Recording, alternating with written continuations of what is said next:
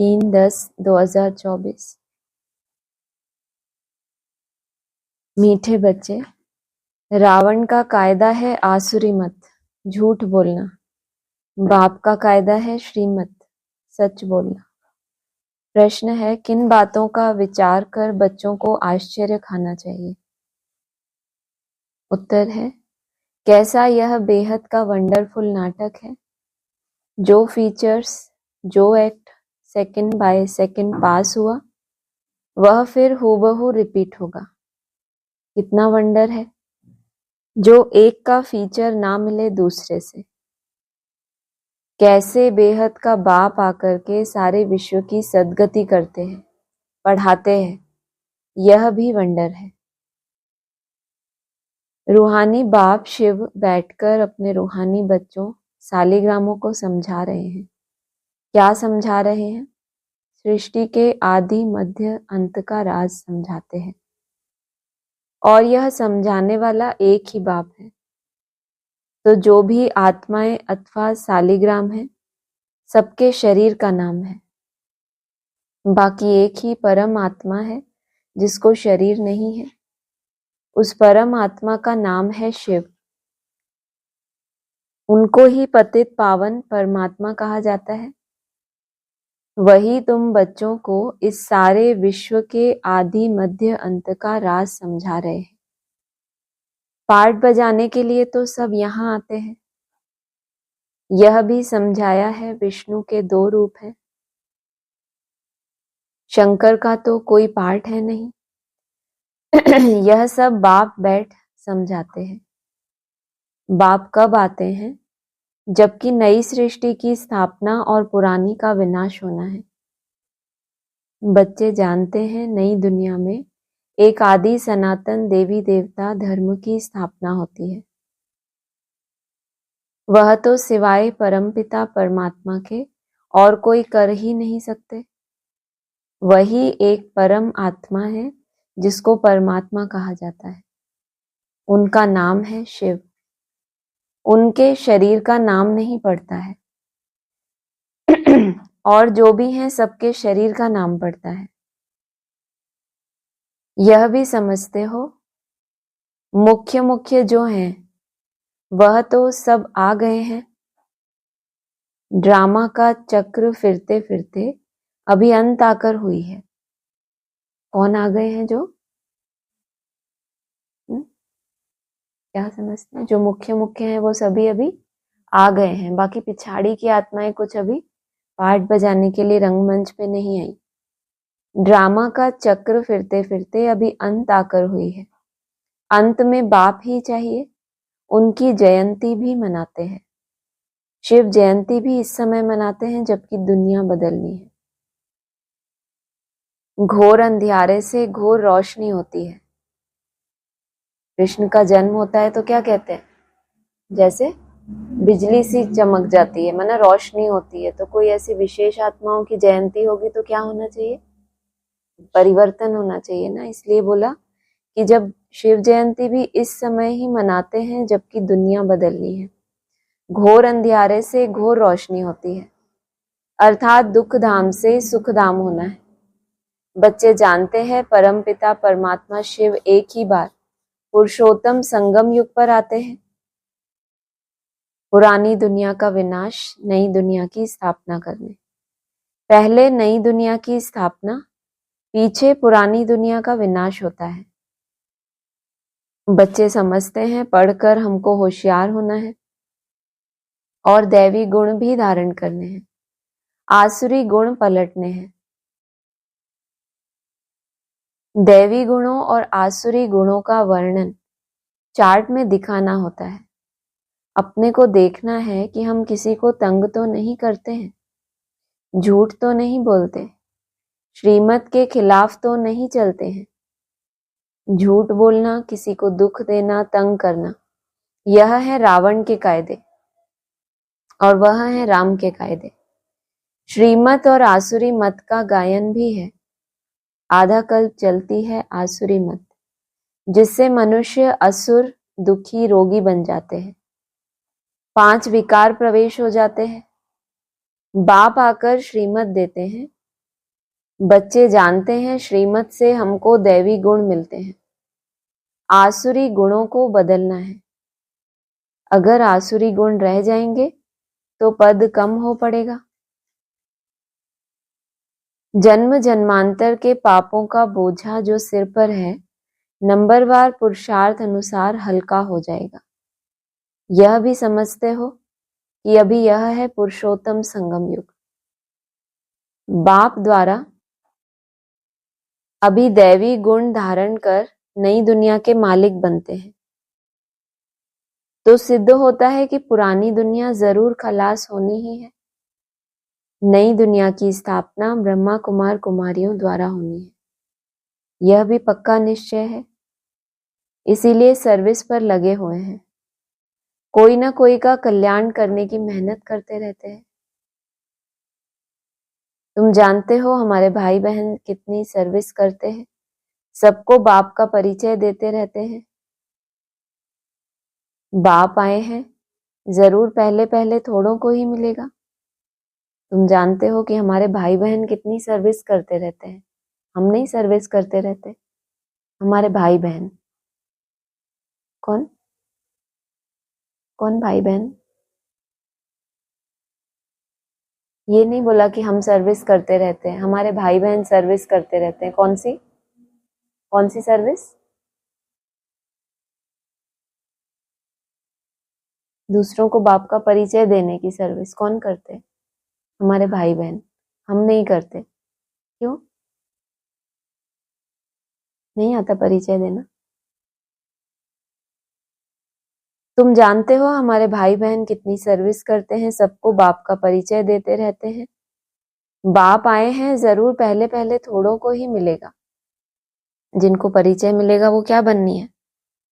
प्रजा बननी है ना। तो हमारे भाई बहन प्रजा तैयार करने की सर्विस कर रहे हैं। और तुम्हें क्या बोला? तुम अपने अंदर दैवी गुण को धारण करने की और पढ़ाई में होशियार होने का पुरुषार्थ कर रहे हैं। बाप आए हैं तो जरूर पहले पहले थोड़ों को ही मिलेगा, फिर वृद्धि को पाते जाएंगे। एक ब्रह्मा द्वारा कितने ब्रह्मा कुमार बनते हैं? ब्राह्मण कुल तो जरूर चाहिए ना। तुम जानते हो हम सभी ब्रह्मा कुमार कुमारियां हैं, शिव बाबा के बच्चे हैं, सब भाई भाई हैं। असल में भाई भाई हैं, फिर प्रजापिता ब्रह्मा के बनने से भाई बहन बनते हैं, फिर देवता कुल में जाएंगे तो संबंध की वृद्धि होती जाएगी। इस समय ब्रह्मा के बच्चे हैं और बच्चियां हैं तो एक ही कुल हुआ, इनको डायनेस्टी नहीं कहेंगे। राजाई न कौरवों की है न पांडवों की है। डायनेस्टी तब होती है जब राजा रानी नंबरवार गद्दी पर बैठते हैं। अभी तो क्या है? परिवार है। राजधानी माना जब राजा रानी गद्दी पर बैठे तब कहेंगे अब डायनेस्टी शुरू हुई, जब लक्ष्मी नारायण का राज्य हो। राजाई न कौरवों की है न पांडवों की है। डायनेस्टी तब होती है जब राजा रानी नंबरवार गद्दी पर बैठते हैं। अभी तो है ही प्रजा का प्रजा पर राज्य। शुरू से लेकर पवित्र डायनेस्टी और अपवित्र डायनेस्टी चली आई है। ऐसा कैसे हुआ? शुरू माना कब? शुरू कब से हुई सृष्टि? सतयुग से ना। शुरू से लेके पवित्र डायनेस्टी भी और अपवित्र डायनेस्टी भी चली आई। कैसे चली आई?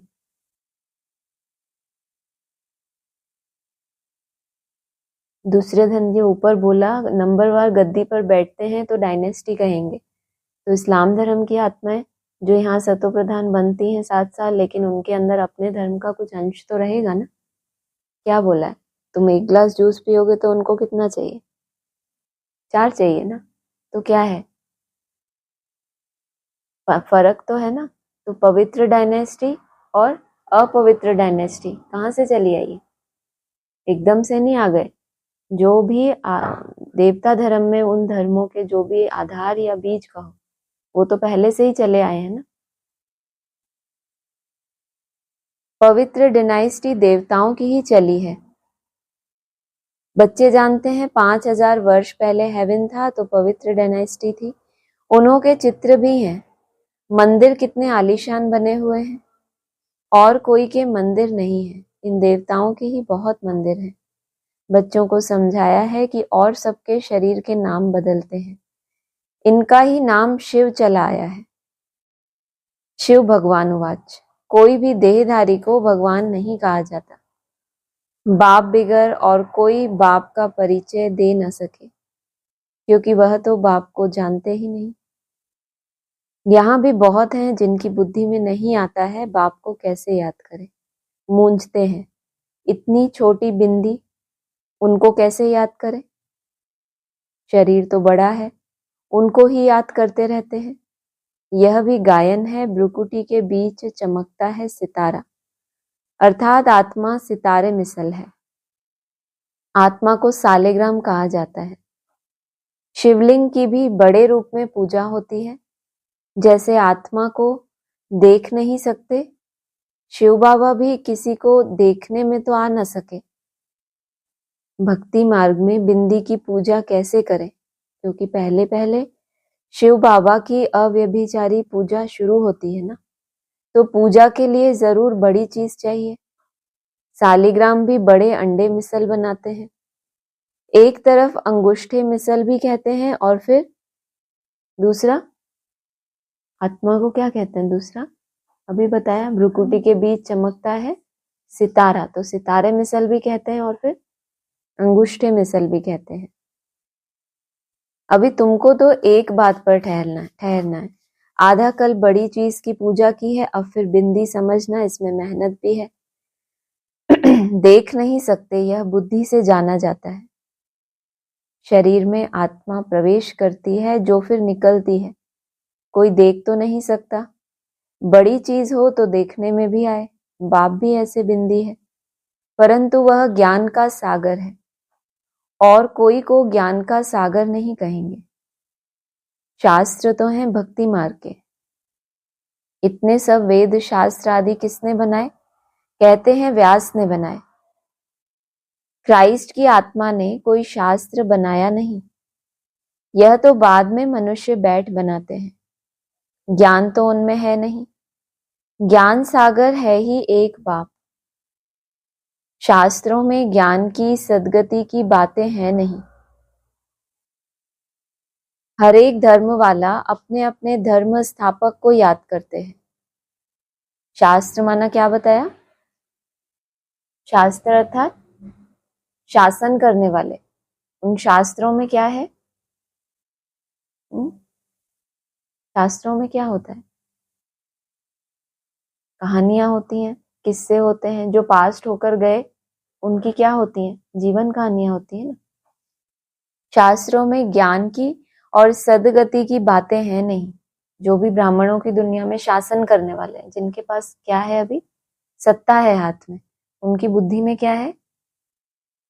कहानियां सुनाते हैं ना, फलाने महारथी ऐसे थे, जो जो उनके स्थापक होकर गए हैं उनकी बातें सुनाते हैं ना। बाकी ज्ञान हो, सद्गति हो, वो बातें हर एक धर्म वाला अपने अपने धर्म स्थापक को याद करते हैं, देहधारी को याद करते हैं। क्राइस्ट का भी चित्र है ना, सबके चित्र हैं। शिव बाबा तो है ही परम आत्मा। भी तुम समझते हो आत्माएं सब हैं ब्रदर्स। ब्रदर्स में ज्ञान हो न सके, जो किसी को ज्ञान देकर और सद्गति करे। सद्गति करने वाला है ही एक बाप। इस समय ब्रदर्स भी हैं और बाप भी है। बाप आकर सारे विश्व की आत्माओं को सद्गति देते हैं। विश्व का सद्गति दाता है ही एक। श्री श्री 108 जगत गुरु कहो अथवा विश्व का गुरु कहो, बात एक ही है। अभी तो है आसुरी राज्य, संगम पर ही बाप आकर यह सब बातें समझाते हैं। तुम जानते हो बरोबर अब नई दुनिया की स्थापना हो रही है और पुरानी दुनिया का विनाश होता है। यह भी समझाया है पतित पावन एक ही निराकार बाप है, कोई देहधारी पतित पावन हो न सके। पतित पावन परमात्मा ही है। अगर पतित पावन सीताराम भी कहें तो भी बाप ने समझाया है भक्ति का फल देने भगवान आता है। ये कहाँ से संस्कार पड़ा क्या बोलने का? पतित पावन सीताराम। अगर बाबा कहते हैं ऐसा भी कहें तो उन आत्माओं के द्वारा भी भावना का फल देने के लिए कौन है? भगवान ही है जो इन मूर्तियों के द्वारा भी भक्तों को उनकी भावना का फल देते हैं। तो सभी सीताएं ठहरी ब्राइड्स और ब्राइड ग्रूम एक राम, जो सभी को सद्गति देने वाला है।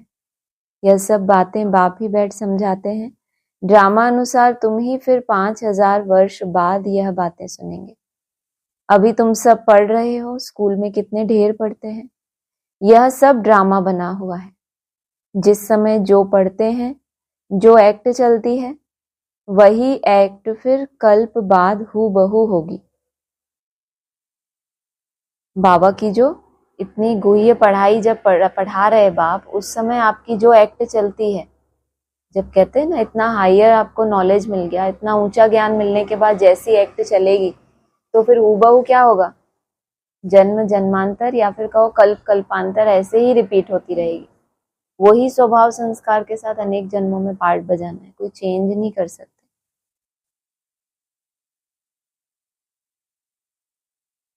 जिस समय जो पढ़ते हैं, जो एक्ट चलती है, वही एक्ट फिर कल बाद हूबहू होगी। हूबहू 5000 वर्ष बाद फिर पढ़ेंगे। यह अनादि ड्रामा बना हुआ है। जो भी देखेंगे सेकंड बाय सेकंड नई चीज दिखाई पड़ेगी। चक्र फिरता रहेगा, नई नई बातें तुम देखते रहेंगे। क्या बोला? तुम देखते रहेंगे। ये सृष्टि चक्र जो फिरता है, इसमें हर बार जैसे अभी ये दुनिया का साइकिल रिपीट होता रहता है, दिन रात होता है, फिर दिन होता है, फिर रात, तो हर सेकंड भी दूसरे सेकंड से मिलता नहीं है। तुम जितना इस ड्रामा को जानते जाएंगे, अनादि ड्रामा जो बना हुआ है, जो भी देखेंगे सेकंड बाय सेकंड तुम नई चीज ही देखेंगे। चक्र फिरता रहेगा, नई नई बातें तुम देखते रहेंगे। अभी तुम जानते हो यह 5000 वर्ष का ड्रामा है जो चलता रहता है। इनकी डिटेल तो बहुत है, मुख्य मुख्य बातें समझाई जाती हैं। जैसे कहते हैं परमात्मा सर्वव्यापी है, बाप समझाते हैं मैं सर्वव्यापी नहीं हूं। बाप आकर अपना और रचना के आदि मध्य अंत का परिचय देते हैं। तुम अभी जानते हो बाप कल्प कल्प आते हैं हमको वर्षा देने। यह भी गायन है ब्रह्मा द्वारा स्थापना, इसमें समझानी बहुत अच्छी है। विराट रूप का भी जरूर अर्थ होगा ना, परंतु सिवाय बाप के कब कोई समझा न सके। चित्र तो बहुत हैं, परंतु एक की भी समझानी कोई के पास है नहीं।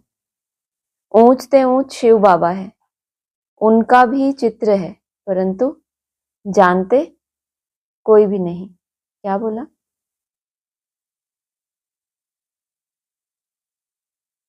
ऊंच ते ऊंच शिव बाबा है, उनका भी क्या है? चित्र है, परंतु कोई जानते नहीं। अच्छा, फिर सूक्ष्म वतन है, उनको छोड़ दो, उनकी दरकार ही नहीं।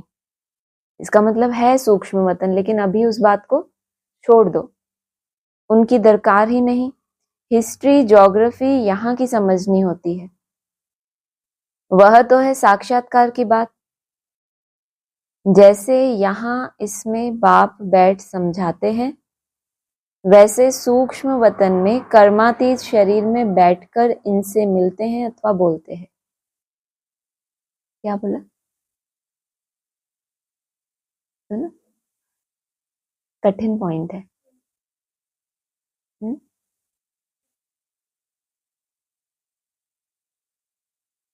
कर्मातीत शरीर में बैठ बाप इनसे मिलते हैं अथवा बोलते हैं।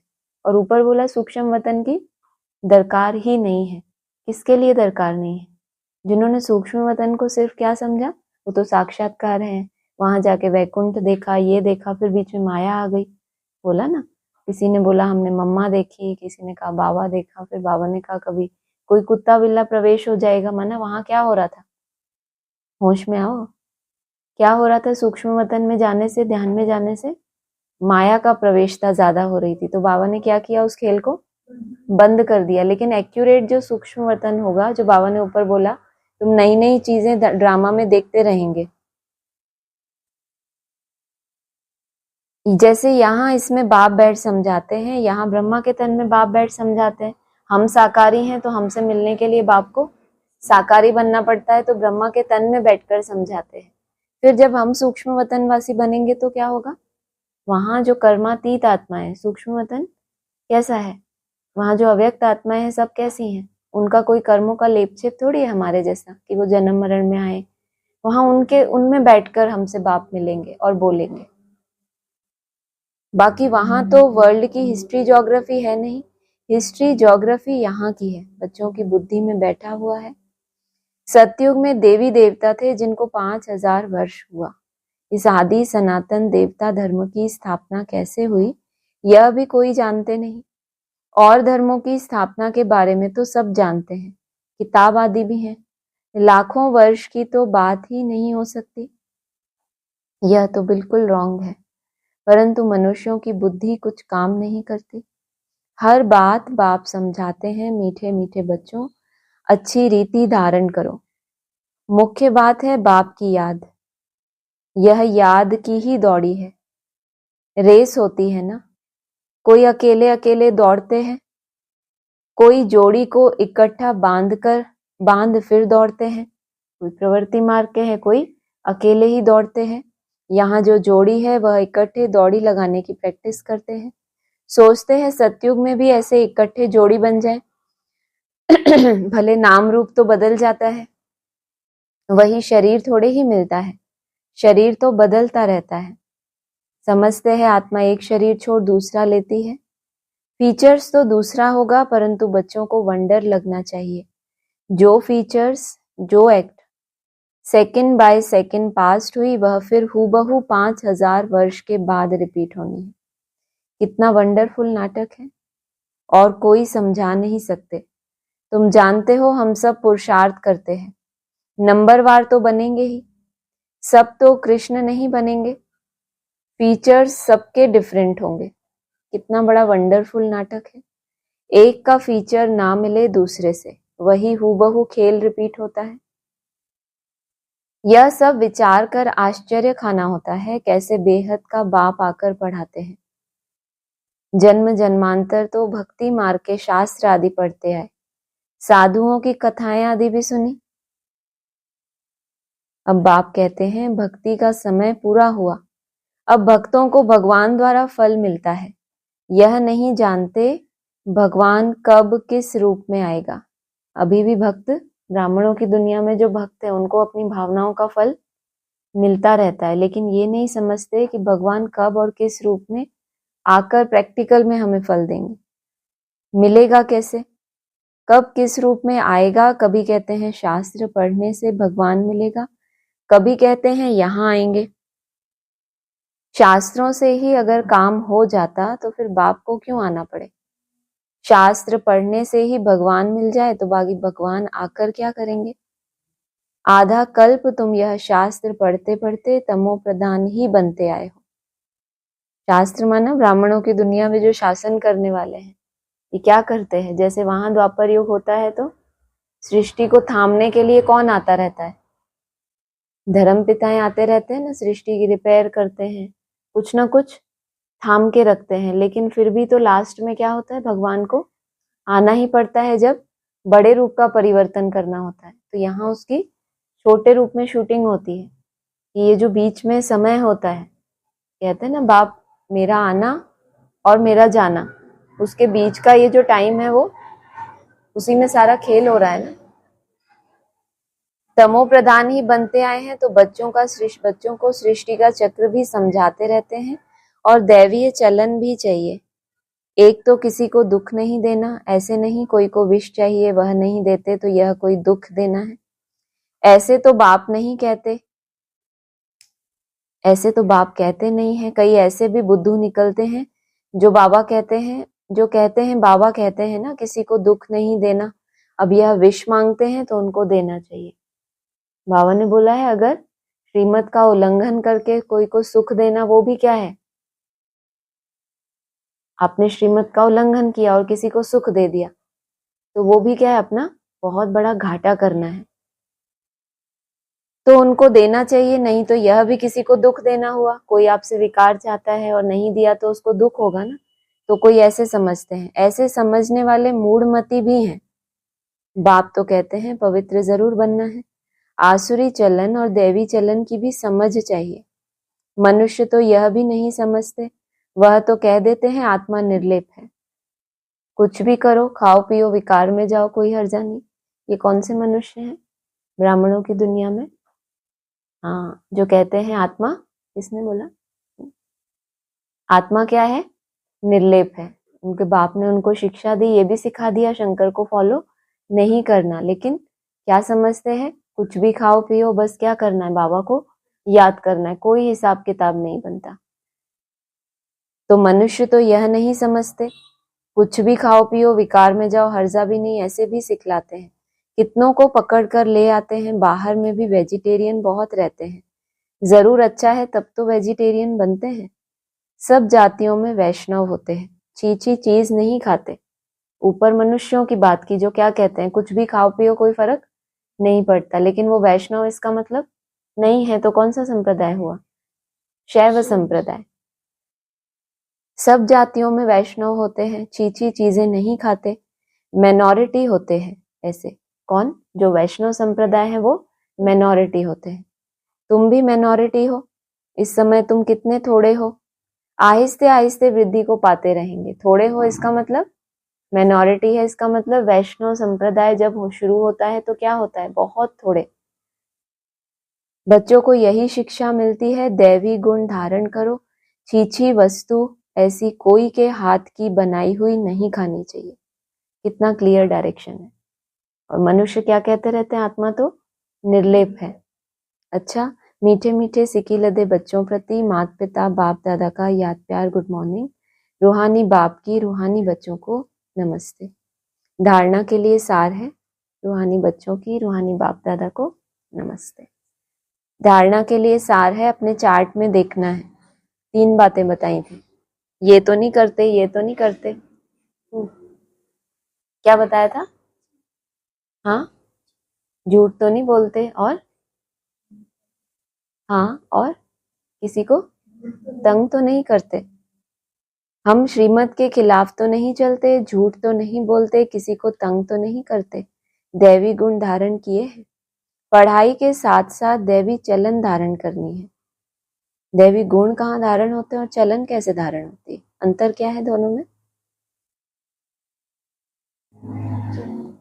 चलन हमारी प्रैक्टिकल, चलन हमारी क्या होती है? प्रैक्टिकल। दैवी गुण धारण करते हैं, हम उनका चिंतन करते हैं, बहुत इंटरनल चीज है जो धीरे धीरे क्या होता है? सहनशीलता का गुण, मधुरता का गुण। और आपकी चलन में क्या हो जाए? दिव्यता आ जाए, है ना। आपकी चाल ही कैसी हो जाएगी? निरंतर याद करने का अभ्यास करते करते चलन में क्या एडिशन होगी? रूहानियत की। माना स्थूल शरीर से चल रहे होंगे, लेकिन कैसा स्वरूप होगा? पूरी आंखें खुली रखो। फरिश्ता स्वरूप। फरिश्ता चलता है तो कैसा दिखता है? जैसे कि उड़ रहा है। और देहभान वाली चलन, उसकी एकदम अलग निशानी। पवित्र जरूर बनना है, कोई भी छीछी वस्तुएं नहीं खानी, पूरा वैष्णव बनना है, रेस करनी है। वरदान है बाप के फरमान पर बुद्धि को खाली रखने वाले, व्यर्थ या विकारी सपनों से भी मुक्त भव।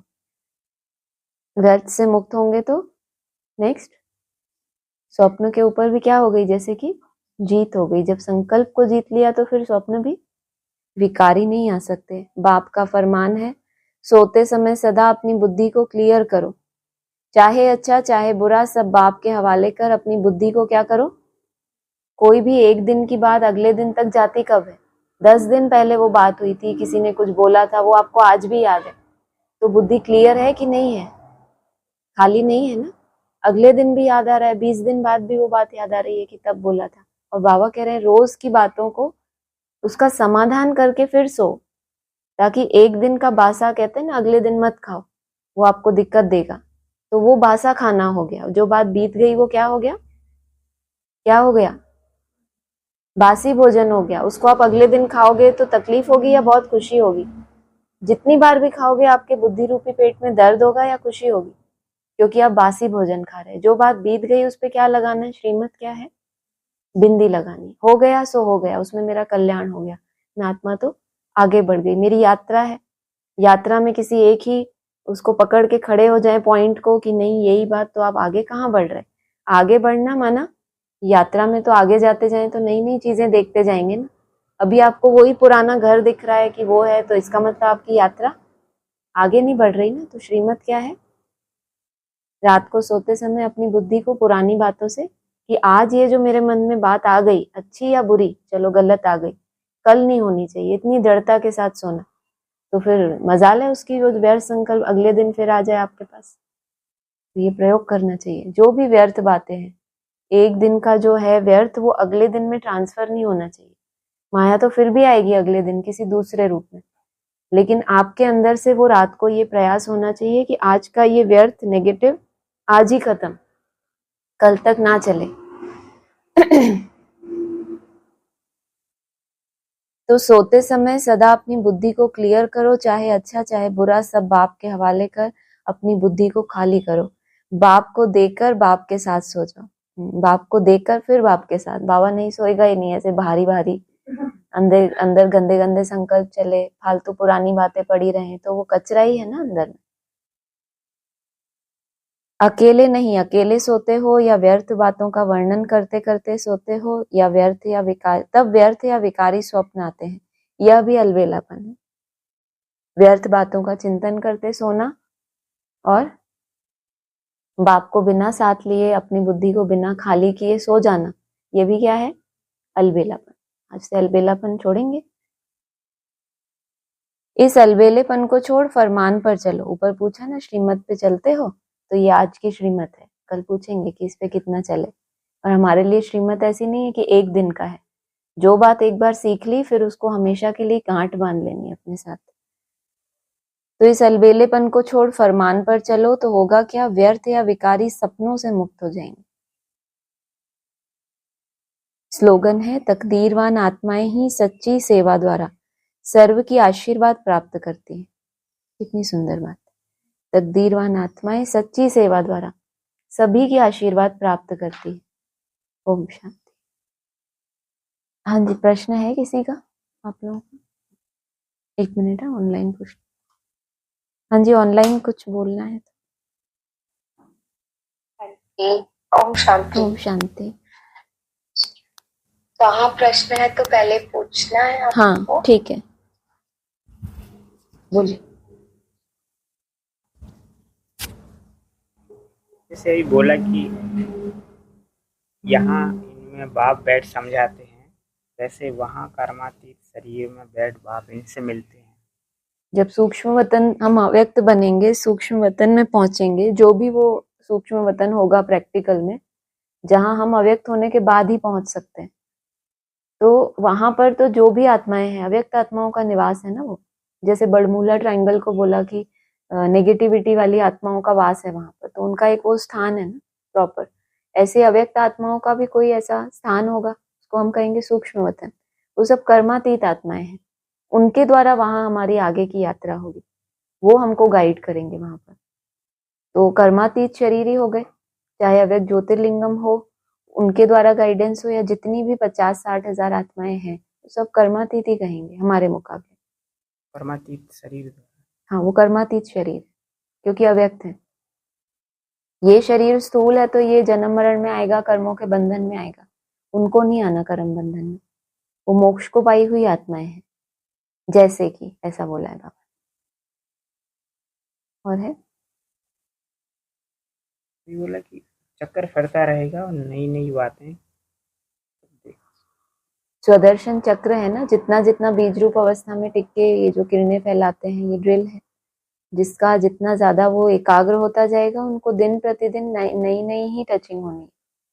क्योंकि इस ड्रामा ये जो है बोला है ना कि अभी ये पूरा ज्ञान तो बहुत थोड़ा सा बच्चों को मिला है, जो बाबा ने समझाया। बाकी सब कुछ अभी मिस्ट्री है, रहस्य बना हुआ है। एक मुरली का पॉइंट है कि तुमको बाप ने ये समझाया, बाकी सब गुप्त है। सब गुप्त है माना मोस्टली बातें गुप्त हैं, लेकिन उसमें से थोड़ा सा अभी हमने समझा है। और पहले ये बातें नहीं समझाई क्योंकि तब हमारी इतनी बुद्धि नहीं थी। धीरे धीरे हम रिफाइन होते जा रहे हैं, तो नई नई बातें समझ रहे हैं। इसमें भी रेस चल रही है, जो जितना पहले जितना जल्दी रिफाइन होगा, उनके लिए हर दिन प्रतिदिन उनको नया ही दिखाई देना। ऐसा कहते हैं कि नई दुनिया में नए नियम कायदे का। हाँ, नई दुनिया में नए नियम नए कायदे, है ना। इंटरनल आत्माएं अपने लिए भी तो बनाती है ना कायदे, जिनको धर्मराज की सजाएं नहीं खानी है तो उनके लिए क्या बोला है, वो आत्माएं खुद ही अपने धर्मराज बनती हैं। तो उनके जो फॉलोअर्स होंगे वो भी तो अपने लिए फिर वैसे स्ट्रिक्ट नियम बनाएंगे ना। जो ब्राह्मणों के मोटे रूप के नियम है उन पे तो सभी चलते हैं, लेकिन फिर जब नई दुनिया है, एकदम नवीनता है, तो पुरानी को एकदम भस्म करना पड़े तो उसके लिए बहुत अलर्ट रहना पड़े। कायदे कानून बाबा ने कहा सख्त होते जाएंगे, तो मुरली में ही आया है। तो कायदे कानून पहले लूज और फिर एकदम सख्त हो जाए तो नवीनता ही हो गई, उसी को नवीनता कहेंगे। कायदे कानून वही होते हैं लेकिन उनमें सख्ती आ जाती है। विराट रूप बताया ना, विराट रूप माना अब उसको परिवर्तन करना ही है। विराट रूप माना ऐसा बहुत सौम्य रूप नहीं है, वो विराट रूप है। उसको देखकर अर्जुन जैसे महारथी भी घबरा जाते हैं, परिवर्तन हो जाता है उनका, सब प्रश्न समाप्त हो जाते हैं। तो विराट रूप है वो। विराट रूप से हाँ, विराट रूप से विराट रूप मतलब जो दिखाया है शास्त्रों में कि जब सामने आया तो अर्जुन डर गया कि लाफुल माना लाफुल पार्ट कह सकते लॉफुल पार्ट कह लो, और इतना एग्जैक्ट तो नहीं बता सकते, लेकिन विराट होता है ना जब माँ बाप समझाते हैं बच्चों को कोई बात, मतलब ये मेरी जितनी छोटी समझ है उतना मैं समझा पा रही कि माँ बाप बच्चों को समझाते रहते हैं प्यार से, लेकिन जब वो नहीं मानते तो वो उनको एक थप्पड़ दिखाते हैं। फिर बच्चे उनकी आंख देख के ही समझ जाते हैं कि अब जिद करने से कोई फायदा नहीं। तो वो विराट रूप हो गया। मुख से अग्नि निकल रही है, महाकाल का स्वरूप है, मुख में सब समाये जा रहे हैं।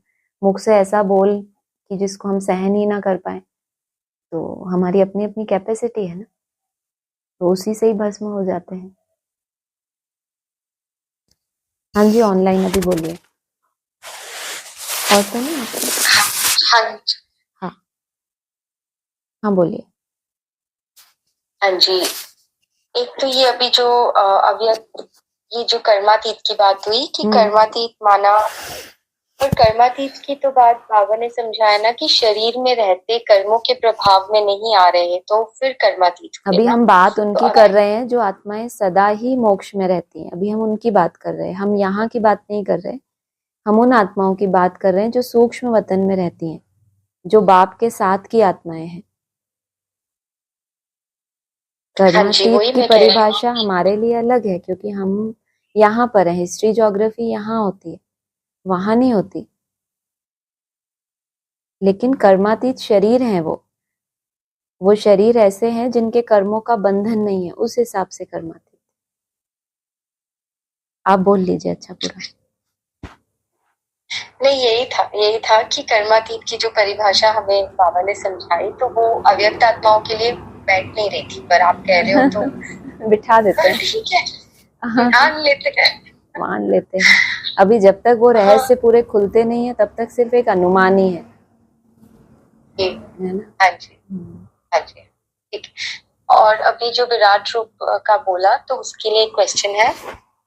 वो आप जब एक्सप्लेन कर रहे थे तो आपने बोला कि अभी वो परिवर्तन होना ही नहीं, इसका क्या अर्थ है? क्या परिवर्तन होना ही नहीं है? ऐसा नहीं, ऐसा ही कुछ किसी ने सुना मैंने बोला परिवर्तन होना ही नहीं? नहीं ना, ऐसा नहीं बोला मैंने। होना ही है बोला होगा क्योंकि समय कम है, यही बोला। परिवर्तन होना ही है तो विराट रूप धारण करना पड़ता है। नियम कानून सख्त। सुनने में शायद वो हाँ गलती जी, लगी होगी। हाँ जी, हाँ जी। अच्छा, ठीक है।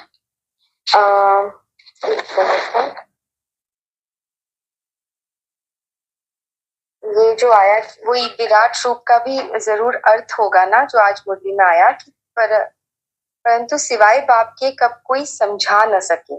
चित्र तो बहुत है परंतु एक की भी समझाने कोई के पास है नहीं। सही है। तो ये बाबा, तो ये अभी भी कोई के पास नहीं है। नहीं, बिल्कुल नहीं। बाबा ने बोला ही है ना, मिस्ट्री है। जो भी इस ड्रामा के अंदर रहस्य हैं वो पहले पहले त्रिमूर्ति के सामने आते हैं। फिर बता दिया कि त्रिमूर्ति, उस दिन हमने जो बात की थी, सागर कहो, आकाश कहो, पहाड़, ये सब अनंत है। इनका अंत नहीं पाया जा सकता, लेकिन तुम बच्चे मेरा अंत पाते हो। तो पहले पहले जो भी मिस्ट्री है कोई एक के सामने खुलती है, क्योंकि एक आत्मा पहले बाप समान बनती है इसीलिए बाप उसको वो पहले पहले रहस्य देते हैं। बोला है ना कि जो भी नई इन्वेंशन होती है तो पहले पहले राजा को दी जाती है, दिखाई जाती है। तो ऐसे ही बाप के पास जो भी नई नई रहस्य हैं, तो जो उनको समाने वाला होगा, जो काम का होगा जिसके, उसी को समझाएंगे ना।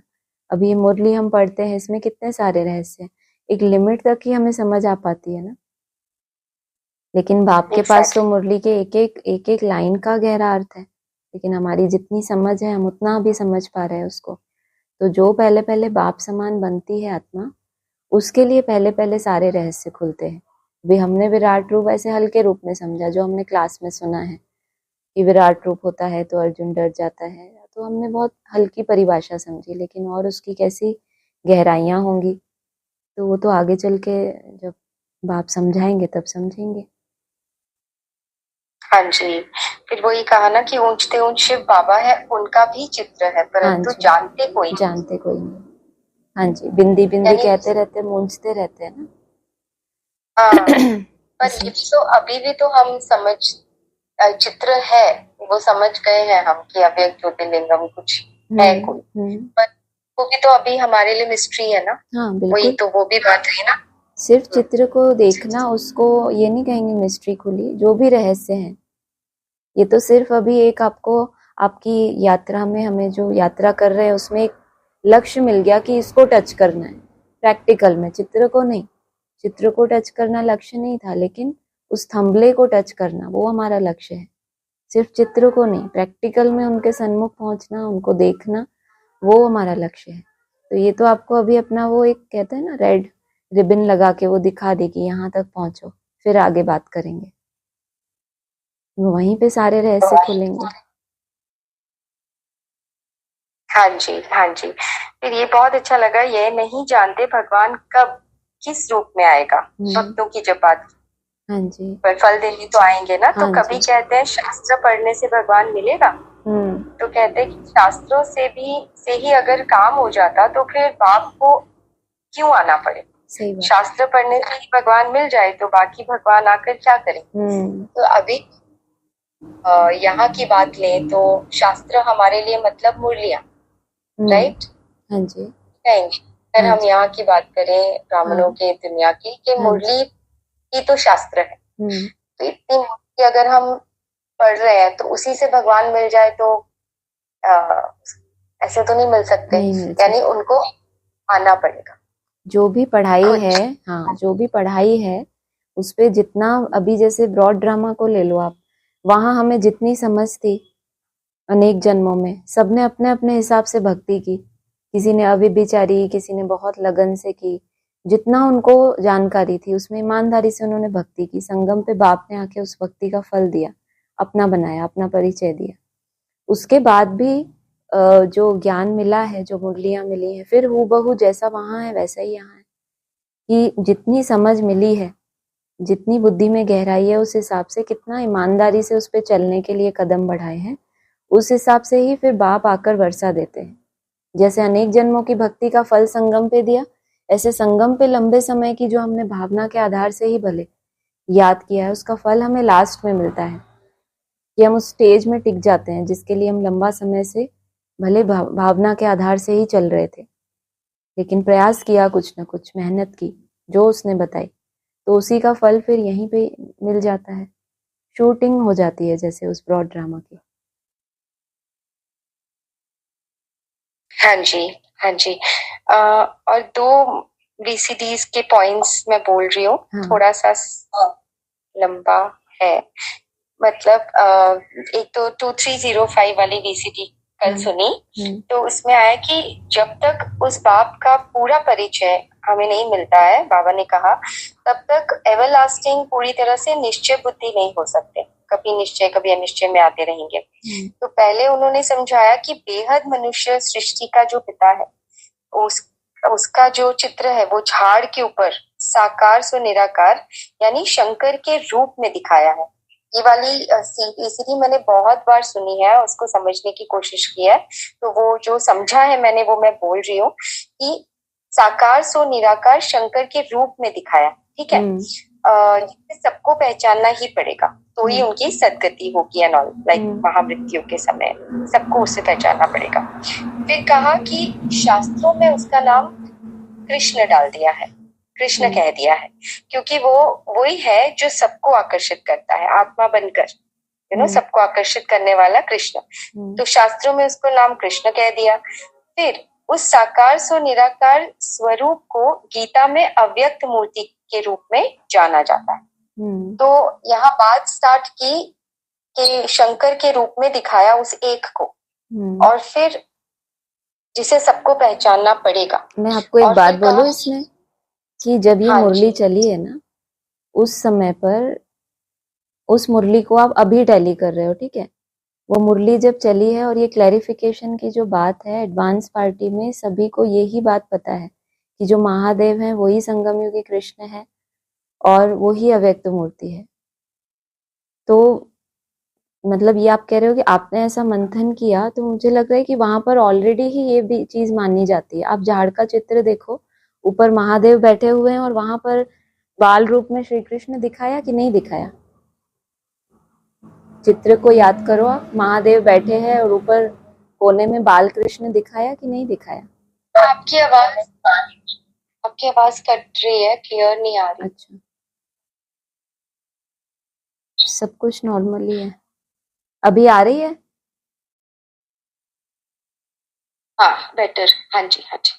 मैं ये पूछ रही हूँ, झाड़ के चित्र में ऊपर जहाँ महादेव बैठे हैं वहां आसपास कहीं श्री कृष्ण का चित्र देखा है आपने?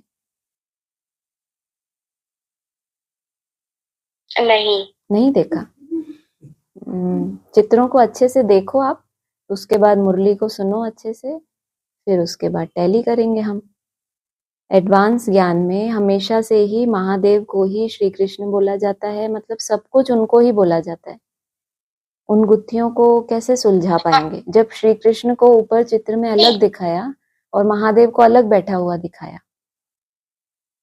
हाँ जी। तो फिर ये लेकिन एडवांस मैं ज्ञान समझ गई, ये तो हमने समझा था। एडवांस ज्ञान जब हमको मिला तो हमने ये समझ लिया था, और जब बाबा को पहले भी सुन रहे थे तभी समझ लिया था कि सब कुछ उनके ऊपर ही आ रहा है, क्योंकि संगम युगी कृष्ण भी उन्हें कहा है। तो और तब एडवांस पार्टी में तब बाबा ने जब क्लियर किया था अव्यक्त मूर्ति ना का, तभी वहां के बच्चों को यही क्लियर हो रहा था कि यही है, वो मैं कह रही हूँ। तो वहां की क्लैरिटी ऑफ कोर्स ये इस तरीके से थी। पर क्या जो बाबा ने कहा, जैसे कि मेरा क्वेश्चन ये है, आपकी बात सही है कि हम वो टैली करें, लेकिन और उस समय पे जो ज्ञान सुनाया, मेरा क्वेश्चन ये है कि आज भी साकार मुरलियां हम पढ़ रहे हैं और उसकी गहराई को हम समझ रहे हैं, क्योंकि वो महावाक्य है। शिव बाप ने प्रवेश करके जो महावाक्य सुनाए थे उस समय, वो हम आज भी सुनकर समझने की कोशिश कर रहे हैं ना। तो मेरा ये है कि जब बाबा ने जो मुरलियां चलाई, बाबा ने जो क्लैरिफिकेशंस दिए, वो सिर्फ उस समय तक के तो नहीं थे ना, वो आज भी अगर हम सुनेंगे तो उसका वैलिडिटी आज भी है। सिर्फ हमारी समझ के ऊपर आ जाता है सब कुछ, कि हमारी बुद्धि कितना उस चीज को समझ पा रही है, गहराई को, जो बाबा ने उस समय भी कहा समझानी थी। उस समय की समझानी डेफिनेटली उस समय के लिए थी, एडवांस पार्टी के बच्चों को जो चीज समझ में आई जैसे आई। लेकिन आज अगर हम उसको, तो मतलब ये हो गया कि आज हम बाबा को फिर सुने या ना सुने, क्योंकि वो फिर जब आप मुरली की बात नहीं कर रहे ना, आप क्लैरिफिकेशन की बात कर रहे हैं। लेकिन बाबा क्लैरिफिकेशन की बात करी, लेकिन क्लैरिफिकेशन देने वाला कौन है? उसका भी तो महावाक्य से कम नहीं हुआ ना। ये बात भाई साहब से मैंने पूछी थी, मैंने आपको बताया भी था, तो जो मैसेज आया था वो भी मैंने आपको दिखाया था कि जो उस समय क्लैरिफिकेशन दिए हुए थे वो चीजें अभी चेंज हो चुकी है। मतलब जितना, अगर आपको बहुत अच्छा कुछ उसमें टचिंग होती है, अच्छी बात है, मैं उससे मना नहीं कर रही, लेकिन उसको फिर वैसे चित्रों के साथ भी आप टैली करो कि जब वहां पर एक बताया है, लेकिन जब त्रिमूर्ति का चित्र बाबा समझाते थे 2017 में, तब अव्यक्त ज्योतिर्लिंगम को अलग से उन्होंने बताया। लोग कहते थे कि महादेव हैं, लेकिन बाबा ने कभी भी यस नहीं बोला। बाबा ने हमेशा उसको अलग ही इंडिकेट किया कि अव्यक्त ज्योतिर्लिंगम अलग है। हाँ जी। जी सही बात है, वही मैं बोल रही हूँ कि ये वाली एक क्लैरिफिकेशन में तो इस तरीके से बात कही ना कि उसी को शंकर बताया है, शंकर के रूप में बताया है। एक एक वर्ड अगर हम समझे, शंकर नहीं है, शंकर के रूप में बताया, मतलब पता नहीं, ये तो मेरी टचिंग है। हाँ फिर जी। मैं गलत हो सकती हूँ, नहीं, बट ये गलत की आया बात नहीं है। कल से आ रहा था तो बहुत मन हो रहा था कि इसको क्लियर करें, हाँ इसीलिए जी, पूछा। हाँ जी। कोई नहीं, तो जी फिर भेजना आप मुझे, वही मैं तो। और एक बार सुनूंगी। हाँ जी, ये वीसीडी का पॉइंट मैं भेजूंगी, 5 मिनट्स का है, 2305 में, तो वो आप एक बार फिर से सुनिएगा। हाँ जी, हाँ जी। मुझे बहुत ज्यादा उसमें ऐसा लग रहा है कि वो बाबा ने जैसे एक ही को, तो वो एक ही को कहते ही थे, सब कुछ उनके ऊपर आ ही जाता था। और फिर आप बोल रहे हो कि ये भी क्लियर उन्होंने किया कि अव्यक्त ज्योतिर्लिंगम डेफिनेटली अलग और देवदेव महादेव अलग, बिल्कुल सही है। लेकिन इस वाले वीसीडी में ना कुछ अलग तरीके से पॉइंट आया है, इसीलिए मैं वही थोड़ी तो कह रही confused हूँ, जब बाबा अलग अलग मुरलियों में अलग अलग बातें बोल रहे हैं तो उसमें से फिर उस मिस्ट्री को पकड़ पाना, मतलब ठीक है, आपका उसमें मंथन चलता है, बहुत अच्छी बात है, लेकिन मेरी बुद्धि शायद उतनी सक्षम नहीं है कि मैं उसको पकड़ पा रही हूँ उस तरह से। तो भेजना, आप नहीं, सुनेंगे दोबारा। आप वो सुन, हाँ जी वो हाँ सुनना जी, हाँ आप, जी, मैं हाँ, भेजूंगी, वो जरूर जरूर। सुनिएगा। ओके। हाँ जी, एक और पॉइंट है, एक और वीसीटी का ही पॉइंट है वापस, कि बाबा ने कहा सबसे बड़ा सत्य है आत्मा का सत्य, है ना, एक को पहचानना, एक से सुनना, एक शिव बाबा दूसरा न कोई, एक शिव बाप नहीं, ठीक है। तो वो कहा साकार में निराकार को ही कहेंगे बाबा, ये हम अभी समझ गए हैं। तो और उन्हीं को सदा शिव कहेंगे, क्योंकि वो सदा इस धरा पर है। बोलते हैं ना कि कोई भी चीज कायम नहीं है सिवाय एक शिव बाबा के। तो चाहे कोई उन्हें पहचाने या नहीं पहचाने, सत्य की पहचान, मतलब जो सत्य होता है, मेरा क्वेश्चन है कि जो सत्य होता है उन्हें कोटों में कोई और कोई में भी कोई ही पहचान सकता है, राइट, ये भी बोला है। तो जैसे शिव बाबा कहा साकार में निराकार, तब तो यही समझते थे ना कि शिव बाबा ही है। लेकिन अब वो चीज हमें ये समझ में आ रही है कि वो जो साकार में निराकार अव्यक्त ज्योतिर्लिंगम, उन्हें कहा जाता है शिव बाबा, ठीक है। तो उनकी पहचान कोटों में कोई और कोई में भी कोई को ही मिलेगी। ये वाली जो मुझे आई कि उस टाइम पर एडवांस पार्टी में बहुतों ने जाना उनको, उनकी स्टेज को भी पहचाना है, ऐसा नहीं है कि नहीं जाना है, ठीक है। वो जो साकार निराकार शिव बाबा है यानी अव्यक्त ज्योतिर्लिंगम, उन्हीं की पहचान की बात हो रही है। सत्य एक को पहचानने की बात हो रही है, दो को नहीं। एक को पहले उस समय पर एक बाबा थे जिनको पहचान, ठीक है, लेकिन अब वही ज्ञान रिफाइन हो गया। फिर पर कहा ना कि वो सत्व प्रधान, फिर मेरा क्वेश्चन है कि वो जो है एक, वो सत्व प्रधान बाप, वो तभी आपके सामने आएगा जब आपकी स्टेज सत्व प्रधान हो जाएगी, इसके पहले। तो फिर जानने की बात कैसे आती है, मतलब कि पहचानना तो तब होता है ना जब वो सामने है पर वो पहचान नहीं मिल रही, आपको समझ नहीं आ रही, लेकिन वो आपके सामने खुद ही आ जाएगा जब आपकी स्टेज हो जाएगी, तभी वो आपके सामने आएगा ना। ये तो बाबा ने बोला है ना, बाप तुम्हारा वेलकम करेंगे। ये तो हमारी जो यात्रा चल रही है, तुम जब घर के नजदीक पहुंचेंगे तो बाबा तुम्हें वेलकम करेंगे, रिसीव करेंगे। तो हम जरूर यात्रा करते करते किसी पॉइंट तक पहुंचेंगे तो हमें वहां रिसीव करेंगे। और पहले बोला है भाई साहब ने कि क्लास में कि 36 तक त्रिमूर्ति के लिए है पहले ये चैलेंज, उस रेस तक मेरे को कंप्लीट कर लेना, उसके बाद फिर बाकी आत्माओं की बात आती है। तो जो रिसीव करने की बात है वो पहचान यही कहेंगे कि जिसने मतलब सिर्फ बोला ना तुम समझ सकते हो मेरे बारे में लेकिन मुझे देखना मुश्किल है, ये भी तो मुरली का ही पॉइंट है। आप कह रहे हो सामने है नहीं पहचान पा रहे, फिर ये भी तो बोला है तुम मुझे समझ सकते हो लेकिन देख नहीं सकते, फिर ये बात कहाँ जाएगी?